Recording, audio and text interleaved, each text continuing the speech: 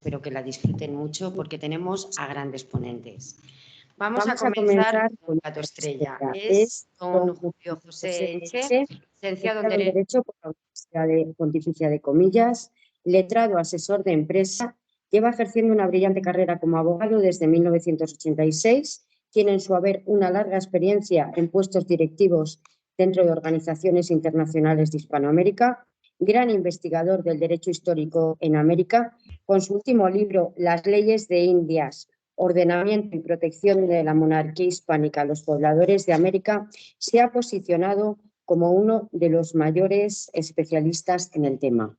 Luego, al finalizar el acto, lo van a poder ustedes adquirir. La ponencia que va a desarrollar son las bases jurídicas para la reconstrucción del mundo hispánico. Julio, estamos deseando escucharte. Bueno, pues buenas tardes, muchas gracias por su asistencia. También gracias, por supuesto, al Círculo Hispanista por su invitación y en especial a Lourdes, aquí a mi derecha, porque hay dos personas responsables de ese libro. Una es Lourdes, creo que se lo dije a ella, porque hace 5 años me dijo que desmarchaba sobre las leyes libres y todo era un medial, no había desgraciadamente nada. Hoy, afortunadamente, mucho. Y la otra persona era un maestro para mí que fue Armando Duque, recientemente fallecido. Y bueno, pues yo con el Círculo encantado siempre de participar. Voy a dar pinceladas, porque hoy también tenemos una gran personalidad a mi izquierda, Michael Arista, que bueno, su planteamiento va a ser de interés de todos. Y yo me propongo hablar del futuro de las leyes y del futuro de Hispanoamérica como entidad política y jurídica real, que yo creo que algún día llegaremos. Mi mensaje será optimista porque yo soy optimista y veo cómo evolucionan los tiempos y las sociedades y algún día vamos a llegar de nuevo al reencuentro de nuestras sociedades. Miren, las leyes que promulgó España durante más de 300 años, casi 400 en el Caribe, esas leyes, aunque no se estudien en las universidades, desgraciadamente, por motivos políticos, sobre todo, siguen vivas y están presentes en multitud de instituciones y normas que hoy están en vigor en los países de Hispanoamérica. Eso es lo que llamo el espíritu de las leyes o los principios fundamentales de las leyes, que por mucho que hayan habido gobiernos que hayan cambiado circunstancias a lo largo de estos 2 siglos, siguen empapadas instituciones y normas de lo que fueron las leyes civiles. Y ahora, en este pequeño rato que tengo, pues lo verán. Luego también quiero decir que no solo las leyes, muchas instituciones hoy que funcionan en Hispanoamérica son instituciones que nacen de las leyes indias y que siguen la pauta que ha marcado las leyes indias. Por ejemplo, los cabildos, o sea, los ayuntamientos, los gobiernos municipales que hay en América son las leyes indias, los cabildos, y en España, ¿no? Porque esos cabildos es una organización municipal de funcionamiento, de comercio, de seguridad, de impuestos que hoy siguen vivas. Sigue, por ejemplo, vivo otras instituciones, las universidades, ustedes lo saben. Hay cerca de 30 universidades creadas por España, nada más quizás solo americano. Por cierto, en Inglaterra, 1. Portugal y Holanda, 0. Nosotros en cualquier cosa que nos comparemos con los grandes imperios, y a mí no me gusta llamar a España imperio, porque nunca se llamó así mismo imperio, se llamó monarquía universal católica, eso es otro concepto, vamos a ganar por goleada en aquello que nos comparemos. Yo me reto con cualquiera, con datos y papel, demostrarlo. Pues como digo, siguen las universidades, instituciones de entonces que siguen. Sigue, por ejemplo, el servicio de correos. El servicio de correos, eso nació con las leyes indias en Hispanoamérica. O los gobernadores, esas autoridades que delegaban los gobiernos hoy, eso nace con las leyes indias. Para que veamos lo vivo que están y lo incomprensible que en las universidades de Hispanoamérica no se estudian ni en las españolas. Por unas razones que hoy no son de debate. Si viene al caso, pues hablaremos. Yo quiero decir que si el día de mañana se diera y se va a dar alguna organización supranacional de estados que cedan su soberanía y su representación para defender sus intereses geopolíticos en el mundo global, Hispanoamérica, que acabará siendo o llegando a esa meta, parte con mucha más ventaja, con muchísima más ventaja que otras experiencias que conocemos y que han sido de éxito. De éxito en el sentido de que se han consolidado, y me refiero a la Unión Europea. Y para compararnos con cómo empezó la Unión Europea, que empezó con un simple tratado de comercio del carbón y el acero, ese tratado lo hicieron personas que se habían matado 10 años antes y habían devastado unos países a otros. Es decir, que Francia, Alemania, Bélgica, Holanda, Italia hicieran la comunidad económica del carbón y el acero. En fin, con estos señores que tenemos tanto en común, ¿qué obstáculo tenemos? La Unión Europea empezó así. Pero es que tenemos, y antes de dar estas bases que quiero dar, que es el mensaje mío de hoy, de cuáles son los principios fundamentales que siguen en vigor en nuestras sociedades y en jurídicos que están en vigor en nuestras sociedades, tengo que hacer una reflexión sobre el idioma y la lengua española. Les invito a que vean algún vídeo de Carlos Aristimuño, es un profesor venezolano afincado en España, que habla del poder de la lengua y de la importancia de la lengua a nivel político, económico, geoestratégico, ¿no? Tengan en cuenta algunos datos de la lengua que nosotros tenemos en común. Es el tercer idioma en la red. El 96, hay 6.500 idiomas en el mundo, 6.500. El 96% de los negocios, contratos que se hacen en el mundo se hacen en 6 idiomas. Uno de ellos es español. O sea, hay 6.994 idiomas que tienen muy poca influencia o ninguna. Hay idiomas identitarios que sirven para dar identidad, pero para comunicarse, muy poquitos. Se cuentan con los dedos de una mano. Y uno de ellos es el español.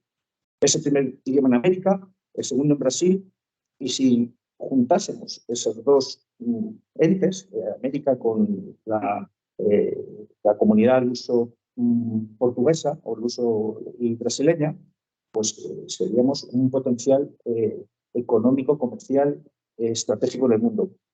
El idioma, dice este profesor, es un factor de poder y lo saben muchos. Por eso atacan el español.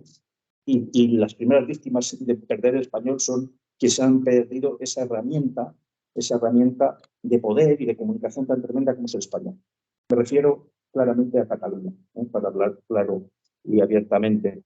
Pobrecillos, porque de hecho yo en mi ejercicio profesional yo voy a asuntos a la Audiencia Nacional y yo ya encuentro compatriotas míos catalanes que les cuesta expresarse. Y yo tengo una gran ventaja sobre ellos a la hora de hacer defensas judiciales para alguien que maneja mal este idioma, ¿no? Bueno, dicho lo cual, sabiendo que el idioma es un factor importantísimo para crear una comunidad política en el futuro y que va a salvar problemas gravísimos que tiene, por ejemplo, la Unión Europea, traducir en 27 idiomas las normas, en 27 idiomas, y además con acepciones jurídicas muy diferentes. Porque, por ejemplo, para lo que en España o en Italia es un agente de seguros, para Alemania es otra cosa, o Inglaterra era otra cosa. O para hablar del transporte de mercancías o hablar de cualquier seguro, estamos hablando de conceptos diferentes, incluso el concepto herencia. El concepto herencia en los países de origen hispanoamericano, España y algunos de Hispanoamérica que yo conozco, los hijos son herederos forzosos y la mujer no se puede desheredar, salvo que haya una causa criminal contra el pescador, pero no se puede desheredar. Pero en el mundo anglosajón tú puedes dejar heredero a tu perrito. Y esa no es nuestra cultura. Nuestra cultura es que los hijos y las mujeres son, gracias a Dios, parte esencial de nuestra identidad y de nuestro futuro. Por eso digo que Hispanoamérica, pensando en el futuro y de dónde partimos, de las instituciones que tenemos muy similares, del idioma, seríamos, a efectos de la Unión Europea o comparando con la Europea, un proyecto de mucho más éxito que el que podría ser la Unión Europea. ¿Qué principios jurídicos hay hoy en día en las legislaciones de allá y de acá? Pues principios jurídicos, saben, son la filosofía, los fundamentos, los cimientos de nuestra cultura jurídica y política. El primero de todos, sin lugar a duda, es el humanismo cristiano, porque las leyes limpias es humanismo cristiano puro y duro, el mundo cambió, pasó de la Edad Media a la Edad Moderna, y ahí empieza artísticamente lo que se llama el Renacimiento, que eso es concebir todo gira en torno a Dios, es una sociedad teocrática, a pasar todo gira en torno al hombre creado por Dios, porque el hombre ya se ve capaz Primero ha descubierto el planeta, cosa que eso, mal que les pese, lo hicieron los españoles. Y no vamos a pedir perdón.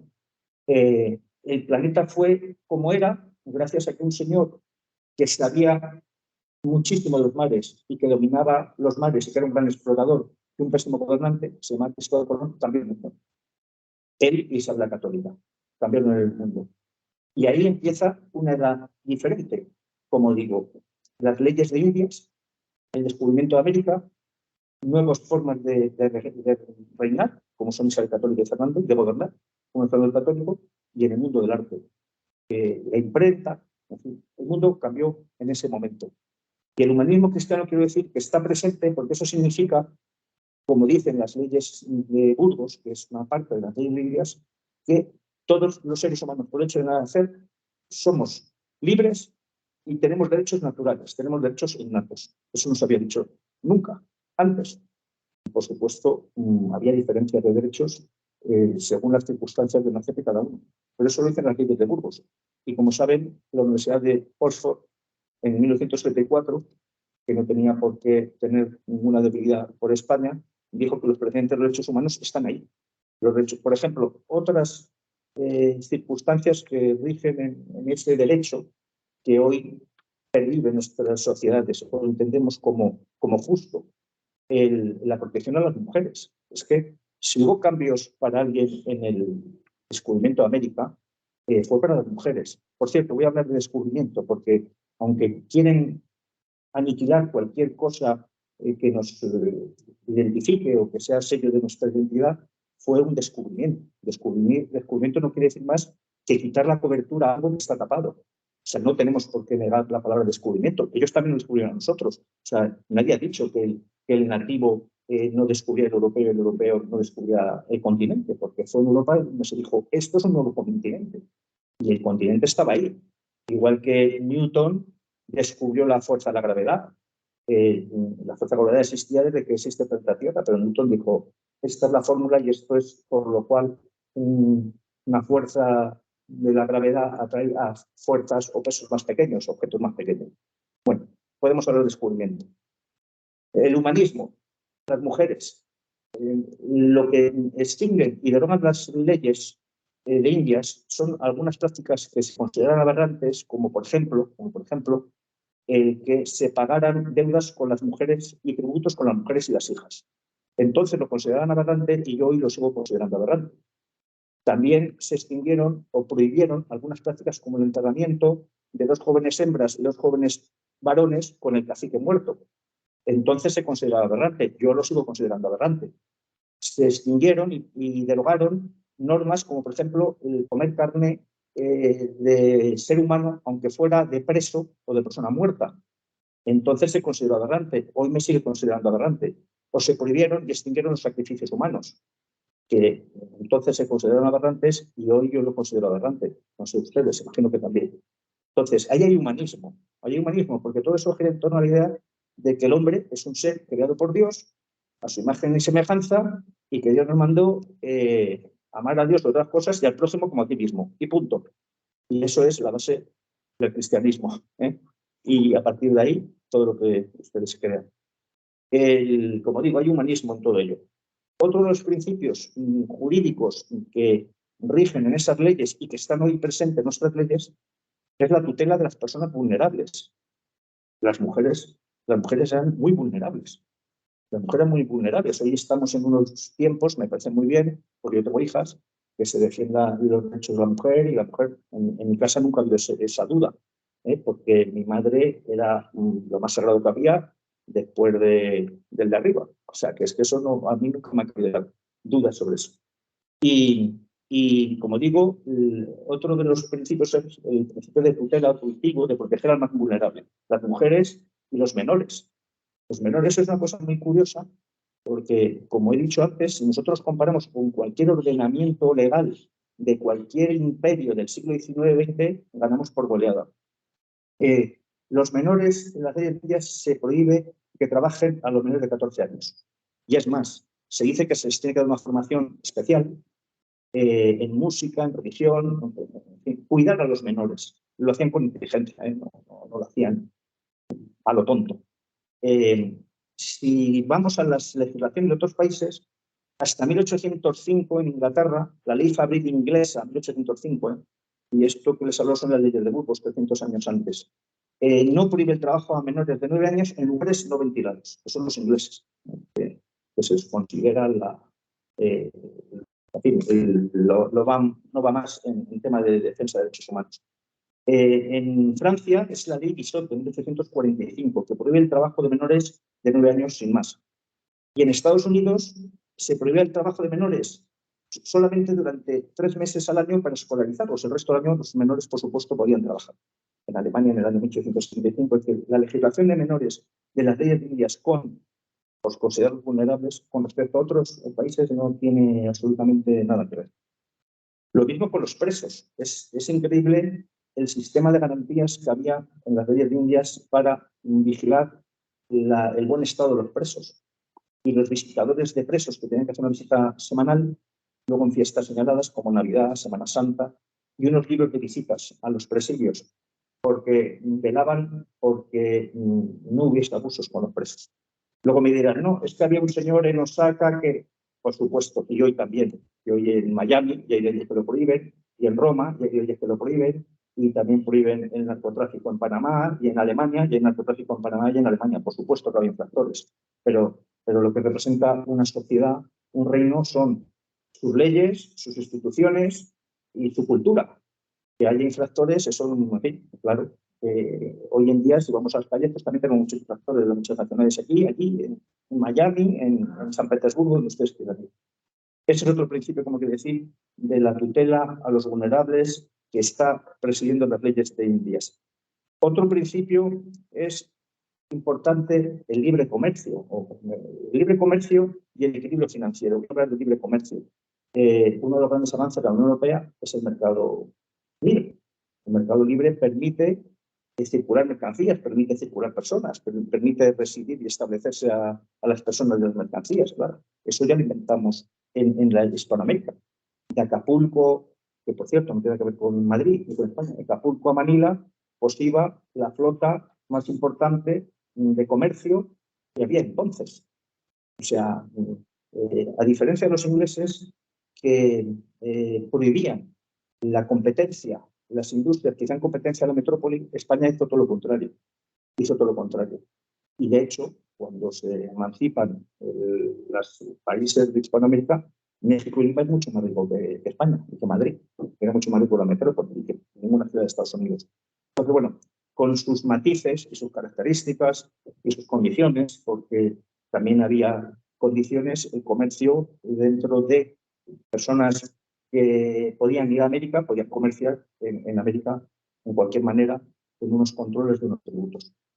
Otro aspecto importante, y antes de que me saquen la tarjeta roja, ya en 5 minutos acabo, porque luego me extiendo un poquito más, estoy acabando esta primera intervención, el equilibrio financiero. Es que a mí me hace gracia. Aquí tienen un libro que hemos escrito 16 personas de Hispanoamérica, algunos conocerán, Patricio Lons, Javier Barricoa, autores chilenos, hay un autor ecuatoriano, peruanos, en fin, que se llama Rafael Bamonde, que es, no sé si ha venido de la Niña del Arco, pero que es amigo suyo, que él publica aquí una cosa muy interesante sobre cuál era la economía que había en el siglo, antes de la independencia, del siglo XVIII. Y eran economías totalmente solventes y deuda 0,0%. Existía un sistema de flujo de caja en las cajas reales, por las cuales, según necesitaran liquidez en Hispanoamérica, unos virreinatos, otros, fluía el dinero sin ninguna traba. Eso es un elemento fundamental de cualquier economía, ¿no? Que el dinero pueda fluir sin trabas. Y eso compensaba los desequilibrios que había en un territorio con otro. O sea, eso es un principio que está en la Unión Europea, que ya teníamos en las leyes indias y que sería proyectable al futuro nuestro con Hispanoamérica.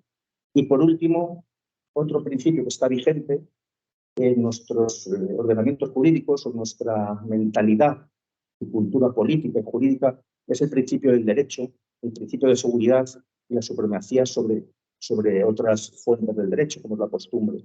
Es decir, oiga, el derecho tiene que estar la norma escrita usted no puede salirse de la norma, bien que se tuvieran los reyes de eso, por cierto, y de que les informasen puntualmente.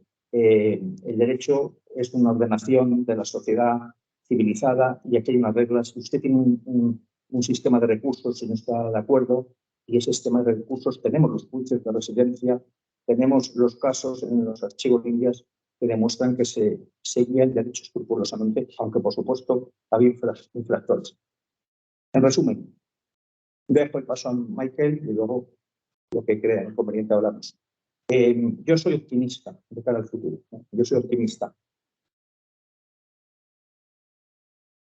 Quiero decir con esto que en 10 años nadie probablemente puede decir que esta unión real y social que existe entre nuestros pueblos, nuestras gentes, no hay más que ver cuando contactamos unos con los otros, cuando los de Hispanoamérica vienen a España, cuando de España fueron a América por diferentes circunstancias. No hay más que ver la facilidad que tenemos para encontrarnos, para hablar en la misma onda. Y esto sería importantísimo en un mundo con una organización política de futuro. Yo quiero decir que en 10 años las cosas pueden cambiar mucho, posiblemente no haya esos cambios, pero pensemos siempre a largo plazo, no en solo nuestra generación, sino en la de nuestros hijos.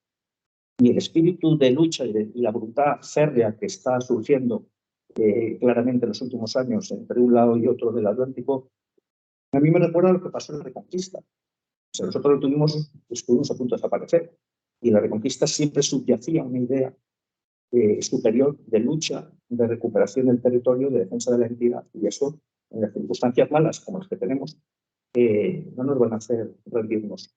Pero mirando de cara al futuro, yo creo que por propia ley natural o por la propia evolución de las cosas, por cómo va el mundo, el ciberespacio, la inteligencia artificial, la migración, las redes sociales, estamos contactando y reconectando muy rápidamente, como si hubiera habido una red eléctrica que han cortado unos hilos y esos hilos, en cuanto los unes, vuelve a fluir la energía poderosamente. Así que mi mensaje es ese, lo vamos a ver. Seguramente de joven, seguro. Otros, pues se olvidan. Pero seguro que algún día acabamos siendo una organización supraestatal que al menos en algunos campos defienda nuestros intereses como comunidad hispana en el mundo. Muchas gracias y luego seguiré con la charla.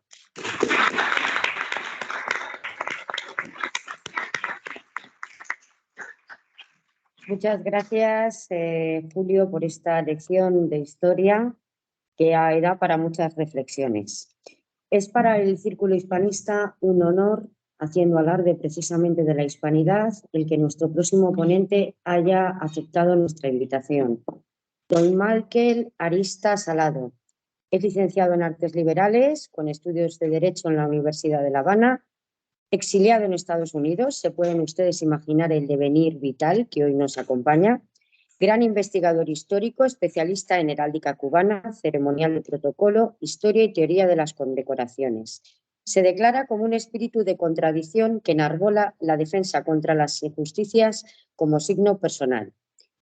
Su ponencia lleva por título ¿Podría ser Cuba una comunidad autónoma? Michael, muchísimas gracias. Te escuchamos. Gracias a ustedes por la invitación. Después de esa presentación, ¿quién será, no? Efectivamente, ante todo, muchas gracias. Gracias a todos, un placer estar aquí.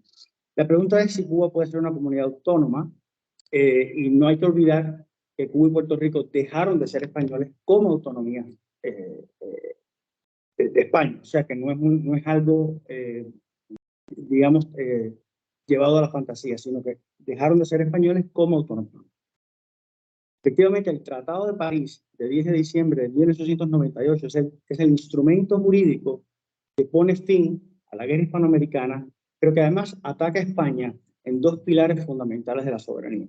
Uno es el poder político, porque le indica, o sea, es un tratado impuesto por la potencia vencedora que le indica a España quiénes pueden ser ciudadanos españoles.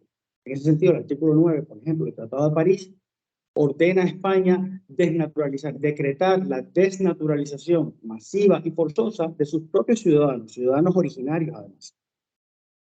Y por otra parte, el otro pilar que ataca el Tratado de París es la integridad territorial.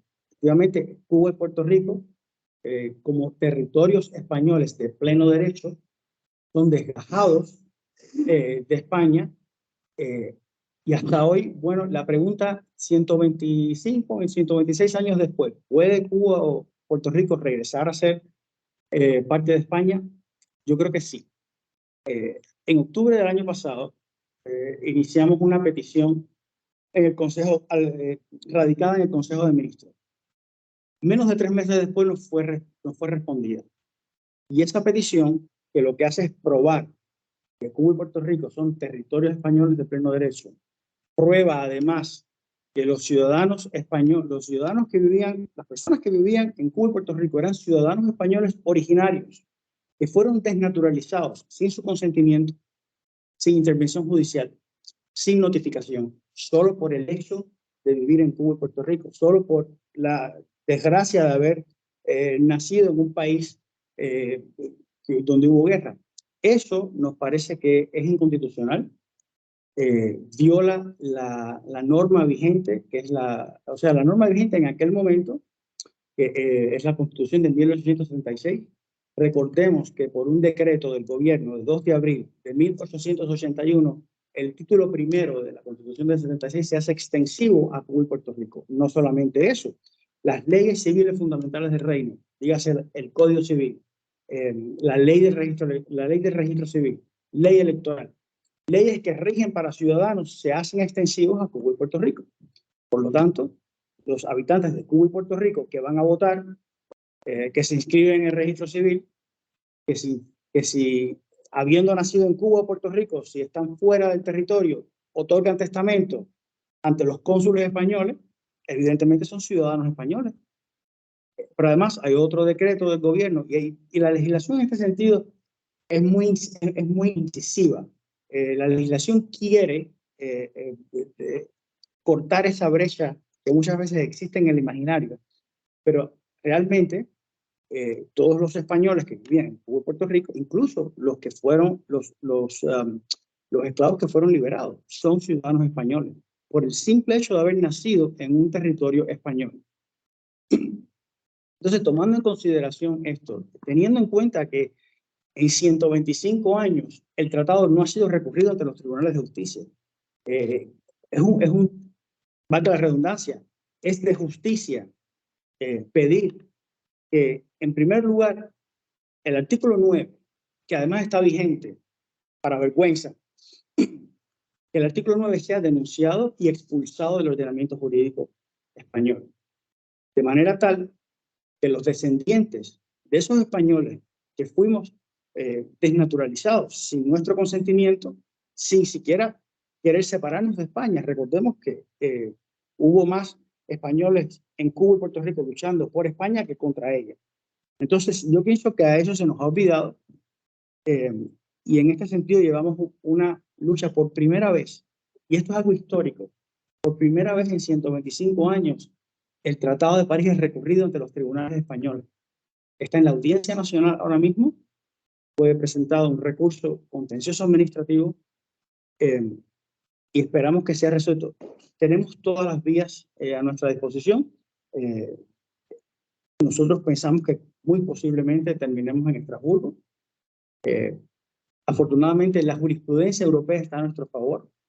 Pero lo más importante que es, nosotros queremos, o sea, cuando digo nosotros me refiero a la autonomía concertada para Cuba, las organizaciones en Puerto Rico, además, que abogan por lo mismo.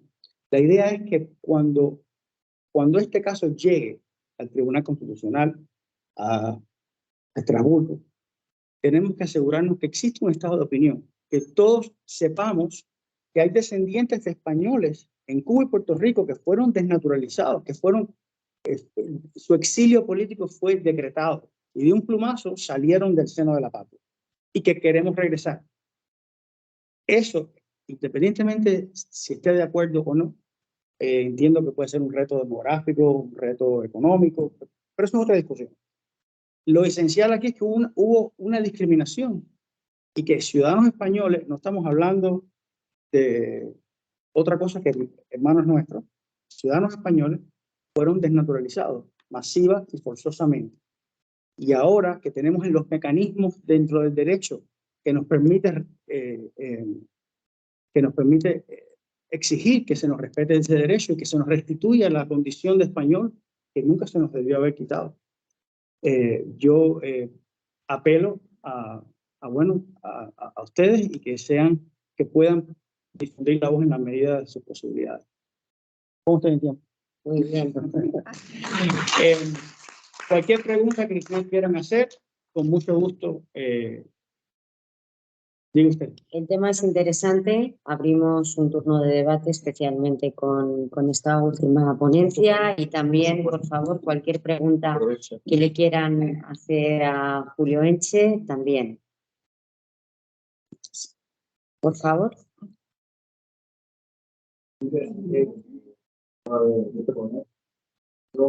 Hay un micro de mano, disculpen. Así le escuchamos. Si se presentan y dicen su nombre, se lo agradecemos.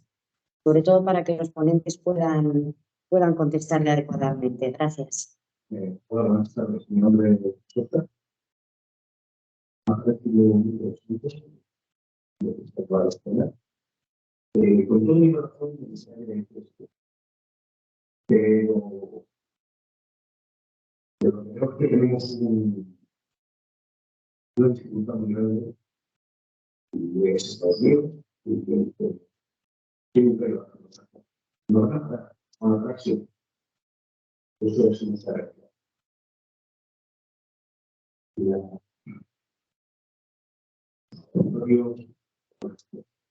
Las provincias de Cuba,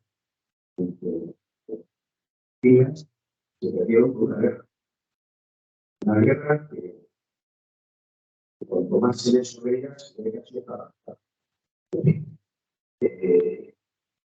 Insisto, Estados Unidos no ha dejado nunca. ¿Por qué? Porque yo no estoy viendo que está pensando en algo que nos ayuda a esa. Yo comento que directiva de red muy bonita. Tiene todo el corazón, pero creo que de razón. Porque Puerto Rico es conectado a usted, porque ha dado una vida. Es más, si yo quiero viajar a Puerto Rico, necesito un visado de Estados Unidos. Esa es la realidad. Correcto. ¿Puedo responder? La demanda que nosotros presentamos, que ahora mismo está en la Audiencia Nacional, lo que pide es que el Estado español reconozca que el artículo 9 es inconstitucional. Sí, es nulo. Y es nulo porque el Estado no tiene capacidad para retirar la ciudadanía. Ahora, sea el Estado español, sea por orden del Tribunal Europeo, Estados Unidos tiene poco que decir sobre la ciudadanía, sobre todo cuando España ha legislado ley de memoria, ley de otra memoria, los sefardíes. Entonces, si la ratio es la misma, yo no creo que Cuba y Puerto Rico sean tan importantes para Estados Unidos como lo eran hace 125 años. Y de hecho, la prueba está en que Estados Unidos ha dejado de la mano nada más que hay que ver. No creo, yo creo que resolvería un problema a Estados Unidos. Pero bueno, ese es mi criterio. Yo pienso que mucho, no creo que Cuba y Puerto Rico tengan esa importancia ahora mismo. Y que en todo caso, en caso en que la mayoría de la población cubana y puertorriqueña se conviertan en españoles, serán países de la OTAN, o sea que hay una afinidad de interés. No veo ese conflicto, no veo ese conflicto, pero bueno, hay que ver qué pasa. De todas maneras, Estados Unidos no entra en esta ecuación. O sea, no estamos hablando de territorio, no estamos hablando de reunificación, no estamos hablando de nada por el estilo. En ese caso sí es cierto que habría que tener el permiso de Estados Unidos para Puerto Rico, porque Puerto Rico pertenece o sea, pertenece a Estados Unidos. Pero en este caso es solo la ciudadanía, y por ahí vamos a empezar. Está claro que el desastre del 98 cambió también a España, no solamente a Cuba. Lo vimos en arquitectura, lo vimos en literatura y sin duda fue una de las heridas más grandes que creo que ha tenido nuestro país. Sería maravilloso que ese planteamiento, yo creo que por parte de todos, salir adelante. Por favor, más preguntas.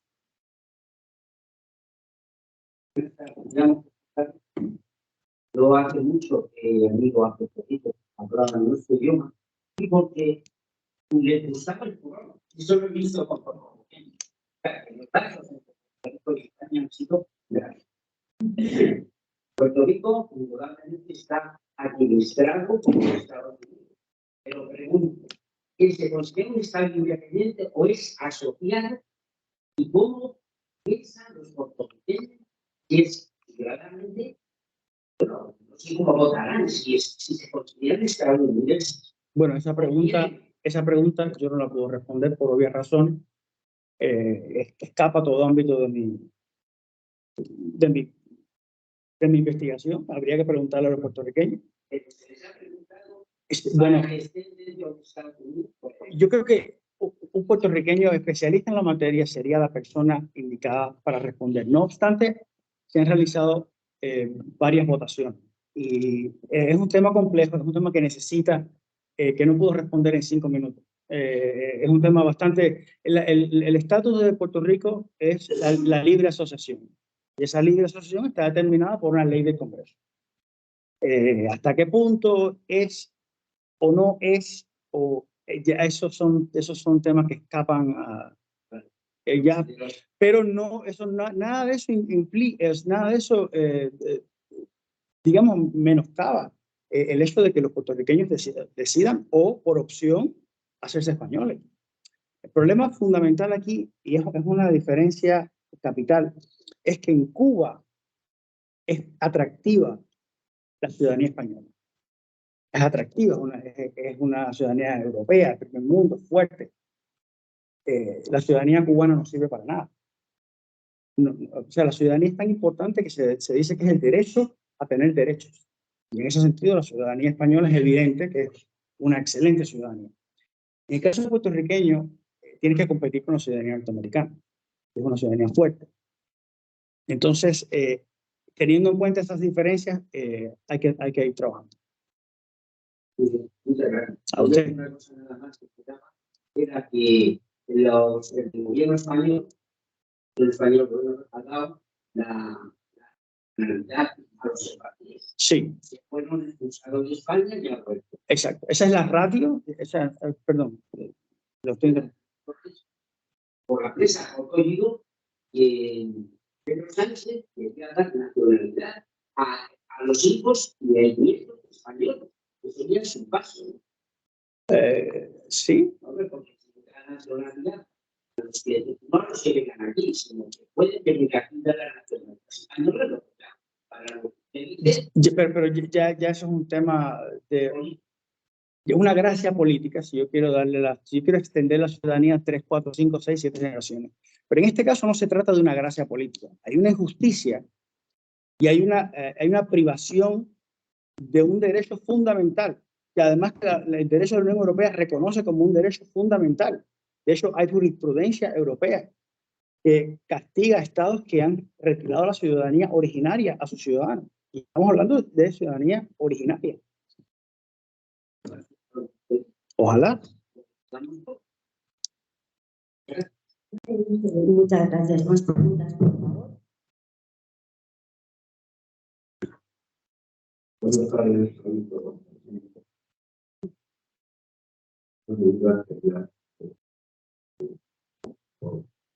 curiosamente, a mí,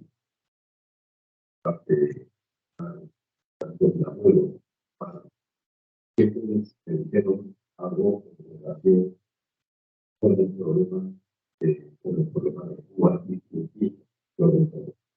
Entonces, mi pregunta es, seguramente que hoy se sabe que el movimiento del mayo fue hecho por Estados Unidos y De todas maneras, parece ser que no hace mucho tiempo que afirmaron que realmente eso había sido así. Yo no sabía desde pequeño, porque ellos en el abuelo fue el ministro de la Justicia, entonces, y por eso se metió lo que pasa en la universidad de esto, hasta ahora. Como por otra parte, para un cubano no es pero así que yo cuando iba a Cuba, trabajo,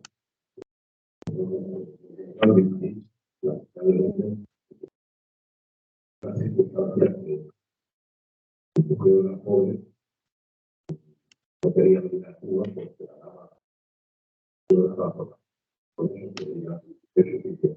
Pero yo no recuerdo que efectivamente se ha reconocido que eso fue una disculpa entre Cuba para los Estados Unidos para declarar la guerra a España. Eso por una parte. Y por otra parte también, desde una duda, parece ser que hubo una compensación económica de Estados Unidos frente a que había estado Cuba, conocido, pues decían, esto es una ley. Este es un tema que me gustaría saber que, primero, cuándo se ha reconocido, Estados Unidos ha reconocido que fue, que hicieron ellos la armadura de España. Y bueno, podría ser importantes cosas, sobre todo también, para mí, en esta guerra, ser muchos de los pagados, luego puedo repartir. Es importante saber si efectivamente Cuba reconoce la realidad de la guerra, el origen, en qué fecha lo reconoció. Bueno, mi investigación es básicamente jurídica y tiene que ver con el derecho de ciudadanía, que es un derecho fundamental, personalísimo. No está, no está volcada hacia a ese tema histórico. Por lo tanto, yo no tengo el dato para satisfacer su pregunta, lo lamento mucho. Lo que sí le puedo decir es que las investigaciones, hasta donde yo conozco, la investigación lo que ha arrojado es que el esquema, la construcción del barco es defectuosa y que esa misma voladura ha ocurrido en otras oportunidades. No hay, hasta donde yo conozco, pero yo no soy el especialista, que a la que usted le debe preguntar, no existe esa declaración expresa de que fuimos nosotros, hasta donde yo conozco. Lo lamento. Más preguntas, por favor. Bueno, yo quería decir una cosa, y es que por fin vamos a tener una buena solución. Es decir, nos van a servir las comunidades autónomas para algo positivo. Bueno, porque sí. Cuando se crearon, quizás pensaron en eso, pero desde luego hasta ahora no nos han tenido que ver gracias a infortunio. Yo sí quiero decir que es importante que este tema salga, que esté presente, que se pueda difundir, porque aunque los tribunales aunque los jueces solo deben obedecer a la ley y solo la ley, es evidente que en la medida en que el tema sea conocido, que se sepa que los descendientes de españoles expulsados de España reclaman que se les reconozca su ciudadanía porque les corresponde, porque fueron desnaturalizados. Yo pienso que es importante por un problema de solidaridad y porque es bueno que sea parte de las opciones que tiene la sociedad española. No sé si se está funcionando. Ahora sí. Tenemos dos preguntas. La primera de ellas, estamos hablando de una nueva autonomía, es la unidad española, o estamos entrando el tema en la concesión de ciudadanía a los cubanos. O sea, no es muy. Y también quería preguntarme si crees que la opinión pública española, estamos centrando mucho el tema en Estados Unidos, voy a hablar de parte de dinero, ¿no?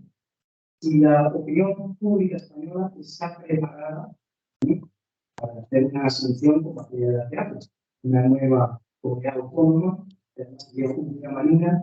Ese estado en que se encuentra España es como para incorporar una 18ª autónoma. Bueno, hay varias preguntas. Hay varias preguntas que escapan. Hay varias que escapan también, escapan con mucho el ámbito de la demanda. Esta demanda lo que dice es: España firmó el artículo 9. Ese artículo 9 obliga a España a desnaturalizar a sus propios ciudadanos en contra del derecho español, en contra del derecho internacional. Es además inconstitucional y además viola el Jus Cogens, que son normas sagradas de derecho internacional que ni siquiera se pueden violar por tratado. Eso es todo lo que pide la demanda. Es decir, que al declarar ese artículo 9 nulo, los efectos deben retrotraerse al momento anterior al canje de las ratificaciones. Eso significa que debe abrir la puerta a que los descendientes de españoles en Cuba y Puerto Rico puedan acceder a la ciudadanía española. El tema de la reunificación, si se va a convertir en una comunidad autónoma, eso no lo puedo decir yo, eso lo tendría que decirlo cubanos y españoles también. El lado de pregunta es si hay condiciones y la opinión pública. Yo no tengo encuestas a la mano, pero no creo que sea... por ejemplo, en Cuba es más complicado porque el tema no se trata. O sea, la historia ha sido enterrada. Los cubanos no sabemos que fuimos españoles, increíblemente. Y se puede ver, la evidencia está en el censo de 1899. Si usted compara, usted toma el censo, que además es público, usted ve las tablas que dice ciudadano de Cuba, ciudadano de España. El censo mismo, que por supuesto está hecho con un propósito, pues es engañoso. O sea, está todo preparado para digamos, no guiar por buenos senderos a la población. Entonces, en Cuba, por ejemplo, el tema de la opinión pública es mucho más complejo. Es mucho más complejo. Aun cuando la ciudadanía española sea atractiva. Es muy interesante porque el nacionalismo cubano a ultranza no entiende mucho de análisis, ¿me explico? Pero bueno, tendremos que ir haciendo encuestas, buscando. O sea, el tema tiene que explorarse. ¿Más preguntas?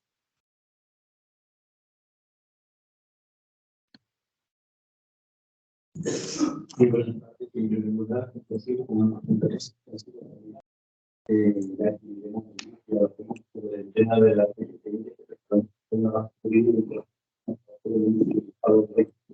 y la relación una de las que también diplomado de la universidad, aunque también uno tiene que venir más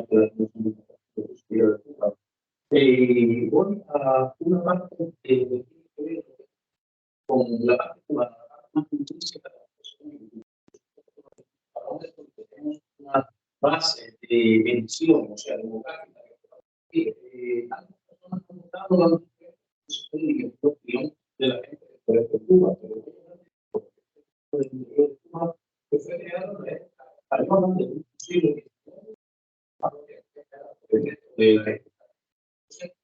y después elevada a la categoría de parroquia de Isabel II. Personas que eran y que tenía un lugar como dentro de lo que un lugar que no había sido, que los 4 siglos de conquista no había sido colonizado, y que en ese tiempo empiezan los asentamientos humanos, cosas con mucha ganadería, muy rica de la provincia de Camagüey, en el límite con la provincia de Santa Clara.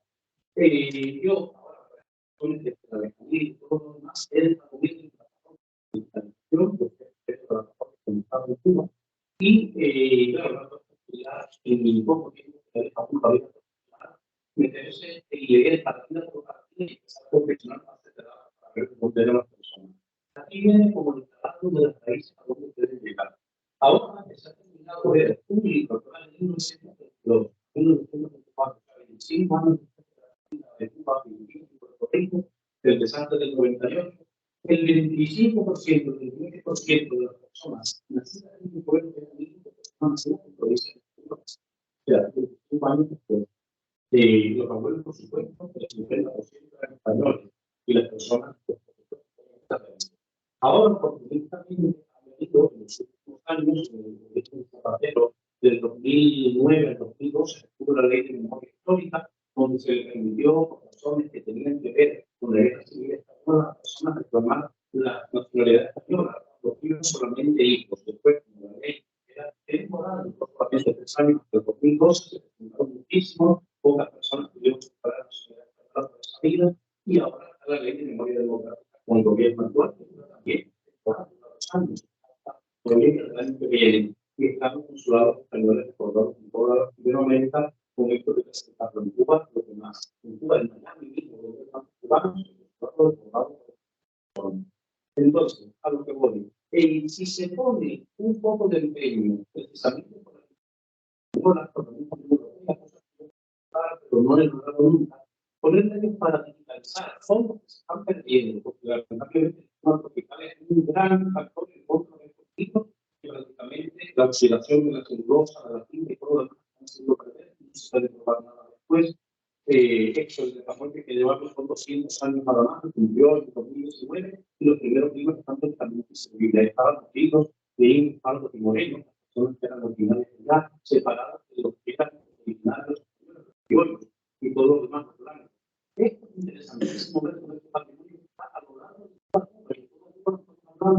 hay más de 250 parroquias, nada más, comparados con lo que puede haber una cuarta parte de Madrid. Entonces, sencillamente queremos ver esto, que si recurrimos a las fuentes, si vamos a los originales y si vemos a raíces que profundizan el origen español de todos los ciudadanos cubanos hasta el día de hoy, sean nietos, bisnietos, tataranietos, por supuesto, todo el mundo, encontraremos la raíz de aquellos que están viviendo hace 25 años.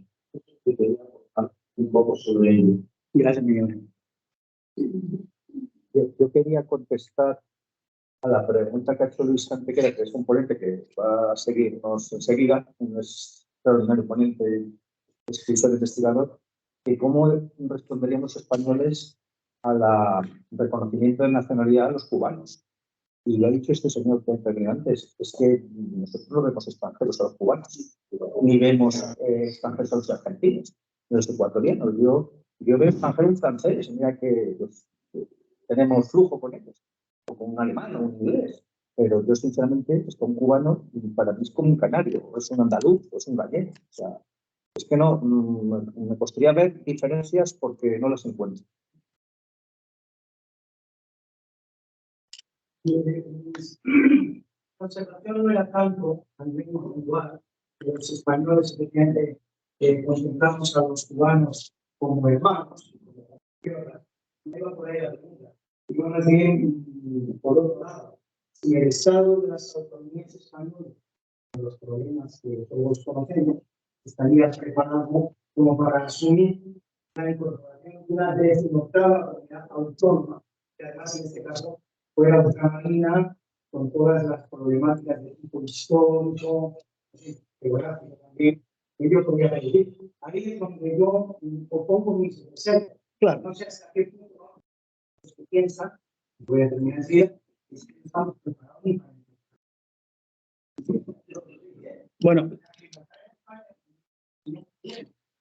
No logramos mejorar la Por lo demás, es mantener la hermandad y la sintonía actual. Por supuesto. No, por supuesto, y entiendo perfectamente, lo entiendo perfectamente. Y yo siempre he dicho que en ese caso, ese hipotético caso, es lo último, es el último paso. Pero ahora vamos a centrarnos en la ciudadanía. Es lo único que estamos pidiendo. Nosotros no estamos pidiendo ser comunidad autónoma, no estamos pidiendo absolutamente nada más de lo que nos corresponde, que es la ciudadanía española, el vínculo civil con el Estado español, que fue cercenado de cuajo. Ya después hablaremos. Pero ahora mismo yo pienso que todas las fuerzas y todas las energías las estamos concentrando en el tema de la ciudadanía. Luis, te voy a pedir que te incorpores a la mesa, por favor. No, Ahí sí. te pueden decir. No,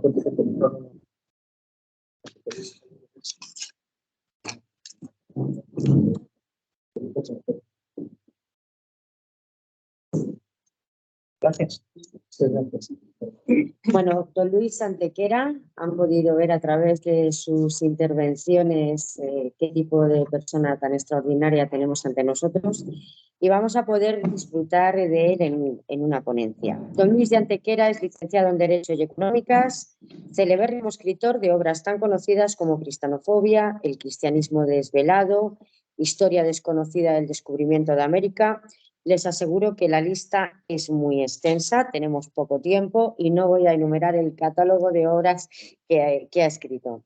Tiene más de 2.500 artículos publicados, es contertulio habitual de los mass media, director de 2 programas de radio y sin duda un conferenciante de éxito, como van a poder ustedes comprobar. Su ponencia lleva por título La evangelización en América. Luis, estamos deseando escucharte. Muchísimas gracias. Tengo que darle quizás ahí. Muchísimas gracias. Ante todo, mis disculpas. Estoy viniendo de Pamplona para llegar aquí a tiempo.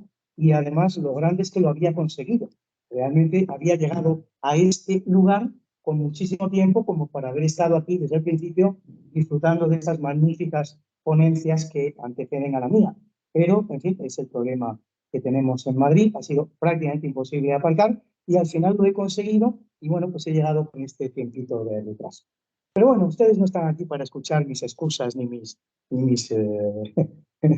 historias personales, sino para escuchar, pues, hablar de lo que fue la evangelización española a partir del año 1492. Y bueno, voy a intentar ceñirme al tiempo para contarles a ustedes una serie de cosas en las que creo, que me parecen interesantes y que a lo mejor pues, pueden servir para que ustedes las crean también conmigo. Para empezar, cuando hablamos de la evangelización española de América, a mi entender estamos hablando de la segunda gran evangelización de la historia. La primera gran evangelización de la historia no es otra que la de Europa, que comienza en Tierra Santa, comienza en algún lugar remoto del Mediterráneo, en la ciudad de Jerusalén, en lo que se considera esta tierra tan castigada como es Israel, donde se produce la crucifixión de un profeta itinerante que finalmente parece resucitar, y esto deja una sensación en sus seguidores de que se ha producido un evento extraordinario que merece la pena comunicar a todo el mundo. Lo primero que hacen estos seguidores de Jesús de Nazaret, de Jesucristo, que es la persona de la que estamos hablando, es romper con un principio básico del judaísmo, que es el de la elección como pueblo. Es decir, estos señores prescinden de que ellos han sido elegidos por Dios para salvarse y para formar parte de una comunidad elegida, y por el contrario optan por un nuevo concepto, por un nuevo principio, que no es otro que el del apostolado. Que a partir de ahora no es Dios el que me elige, soy yo el que tiene que difundir el mensaje de Dios. Este mensaje se difunde desde Roma, básicamente, y desde todas partes del mundo, porque conocemos muy bien lo que fueron las andanzas de estos 12 apóstoles que llegaron incluso a la India, como es el caso de Santo Tomás. San Pablo, San Pedro, incluso algunos San Andrés, llegan a Europa e inician lo que es la emisión del mensaje en Europa. Primero, lo que yo llamo de abajo arriba, es decir, la conversión persona a persona, ciudadano a ciudadana, que es una conversión muy cansina, muy difícil, que poco a poco va a ir ascendiendo en lo que es la escala social para llegar también a las grandes jerarquías del imperio. un fenómeno que prácticamente está completado pues para el siglo IV, cuando el que se convierte es ni más ni menos que el emperador, es decir, Constantino el Grande. El mismo que lleva la capital de Roma a Constantinopla, es el primer emperador aparentemente convertido, porque tampoco está muy clara la perfecta y total conversión de Constantino, que parece que habría tomado el bautismo en el mismo lecho de muerte. A partir de ahí se produce un segundo fenómeno. En el año 380, el edicto Puntos Populos, emitido por un emperador español, el emperador Teodosio, que este sí es el que va a cristianizar finalmente el imperio.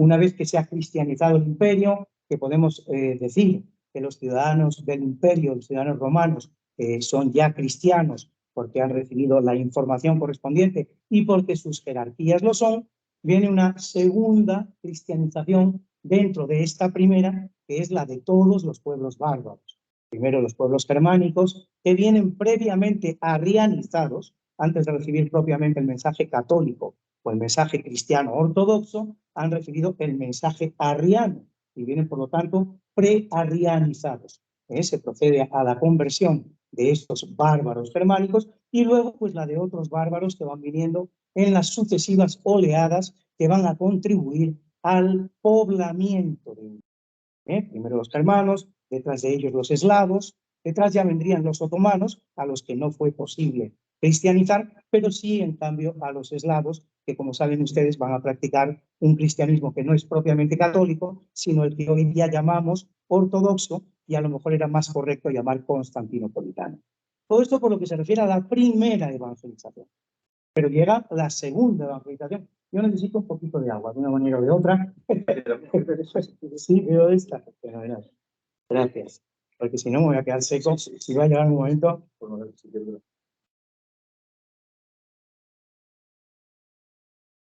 Esto dicho, nos encontramos ante la segunda gran evangelización de la historia, que es la que va a llevar a cabo España a partir del siglo V, a partir exactamente del año 1492, en tierras americanas.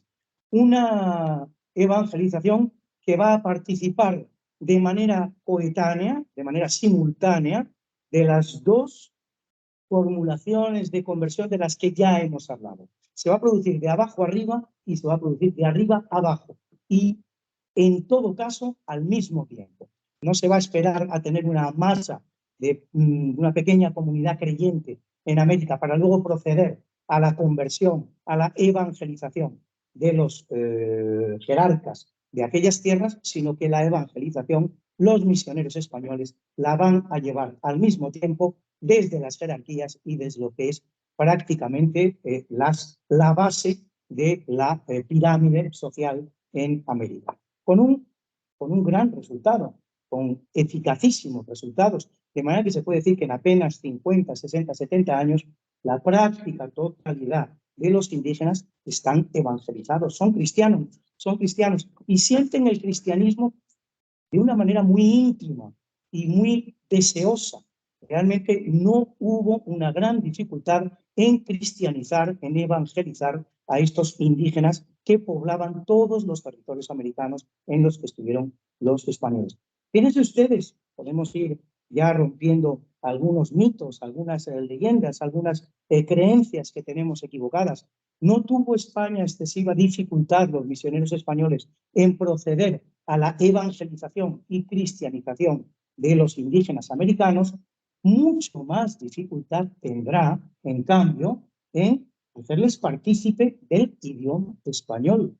Podemos decir, sin temor a equivocarnos, que cuando España, a la altura de los principios del siglo XIX, abandona América, solo un 20, un 25% de los indígenas es capaz de desenvolverse propiamente en español. ¿Por qué esto es así? Porque España nunca, fíjense lo que les estoy diciendo, esto es una afirmación importante y desconocida, España nunca en ningún momento hizo bandera de imponer, de expandir el idioma español en todas estas tierras americanas. Esto será algo que acometerán a partir del abandono de España de aquellas tierras americanas los nuevos gobiernos de las nuevas repúblicas americanas. El que ha hecho posible que toda América hispana, toda la América hispana, toda la América española, al día de hoy, se pueda comunicar en español y se desenvuelva bien en español en todos sus estamentos sociales, esto no fueron las autoridades virreinales, en modo alguno.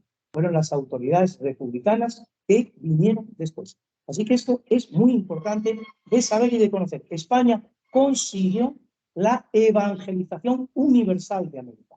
No consiguió, ni siquiera pretendió en ningún momento la universalización de su lengua, que vino luego de una manera natural o menos natural, pero ajena a lo que eran los principios impuestos por España en aquellos territorios americanos.